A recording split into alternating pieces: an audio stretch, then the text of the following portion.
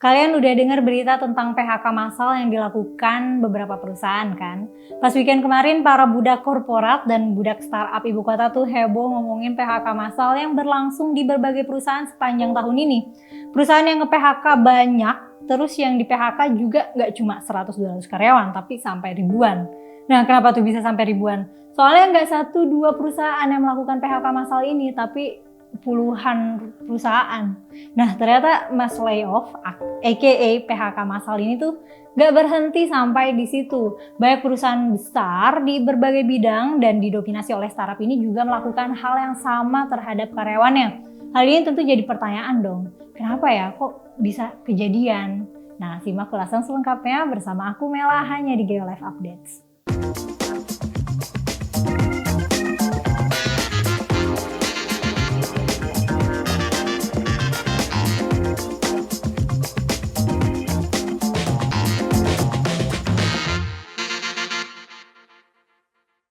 Kalau kalian inget nih, beberapa waktu lalu tuh sempat heboh di media sosial ada satu company yang melakukan mass layoff terhadap 3% karyawannya. Rame juga di LinkedIn gara-gara berita itu. Nah, ternyata mass layoff ini nggak berhenti sampai di situ. Buat sebagian orang pasti pada bertanya-tanya nih, PHK massal ini. Loh, bukannya ekonomi ini perlahan lagi mulai naik ya? Kok malah jadi banyak PHK? Nah, jadi gini. PHK massal ini rupanya nggak terlepas dari kondisi ekonomi global yang sekarang lagi ambyar, termasuk ancaman resesi global tahun depan, suku bunga yang naik, perlambatan pertumbuhan ekonomi di sektor tertentu, sampai demand masyarakat yang semakin kesini semakin lemah. Not to mention iklim investasi yang makin buruk. Faktor-faktor ini kemudian berdampak secara luas kan, termasuk kepada para pelaku industri. Dan industri pun harus muter otak biar operasional tetap jalan. Dan yang dipilih ya rasionalisasi jumlah karyawannya, PHK deh. Adapun yang dari kemarin heboh banget nih sama berita PHK massal ini adalah PT Goto Gojek Tokopedia Tbk. Dalam keterangan tertulis, pihak Goto bilang mereka memang harus mengambil keputusan sulit untuk merampingkan karyawan biar perusahaan bisa tetap dinavigasi di tengah kondisi ekonomi global yang penuh tantangan katanya. Lebih lanjut, Goto juga bilangnya mereka harus fokus ke hal lain yang ada dalam kendali perusahaan. Goto memutuskan untuk melakukan PHK ke sebanyak 1.300 orang atau sekitar 12% dari total karyawan mereka. Kasus yang sama juga terjadi pada PT Ruang Raya Indonesia alias Ruang Guru. CEO Ruang Guru Adamas Belva Devara menyebut pihaknya sudah gagal dalam memprediksi dan mengantisipasi situasi ekonomi yang berkembang pesat. In his words, Belva bilangnya gini, kami mengerti bahwa banyak perasaan marah, sedih, dan kecewa atas hal ini maupun kepada kami secara personal. Untuk itu kami terima dan kami minta maaf, katanya gitu. Gak cuma Goto dan Ruang Guru, sepanjang tahun ini udah ada belasan company yang memilih melakukan PHK massal. Mulai dari e-commerce, ekspedisi, fintech, edutech, dan lain-lain. Tapi karyawan ini tetap dapat haknya kan? Ya, beritanya sih begitu ya, pastinya begitu.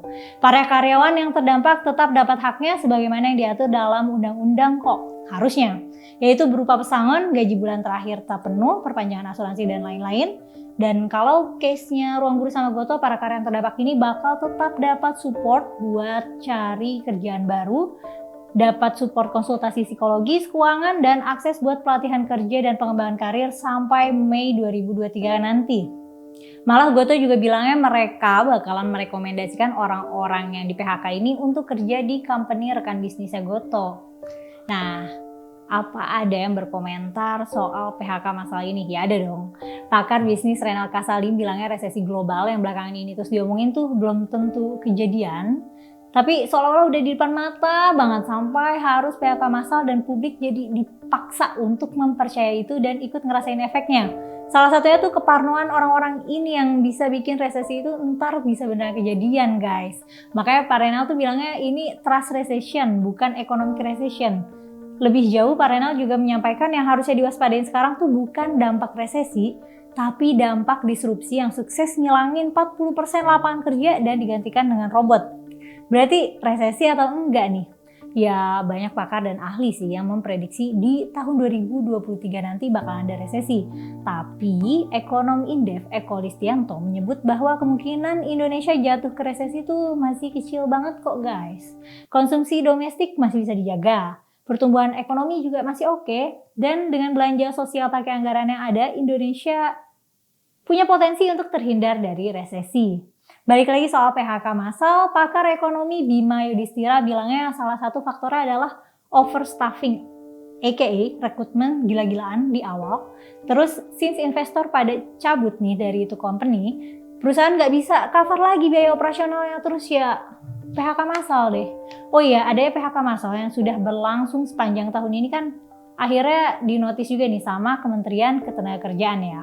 Dalam keterangannya, Dirjen Pembinaan Hubungan Industrial dan Jaminan Sosial Tenaga Kerja menyampaikan supaya masyarakat tuh nggak panik karena bakal ada upaya dari Kemenaker untuk mengatasi hal ini. Banyak pihak menilai perlu ada paket kebijakan yang lengkap dari A sampai Z yang disediakan oleh Kemenaker, mulai dari urusan perpajakannya sampai bantuan sosial buat mereka yang rentan miskin. Harapannya semoga tahun depan jadi tahun yang baik deh ya buat kita semua. Semoga kita di Indonesia nggak terkena dampak resesi.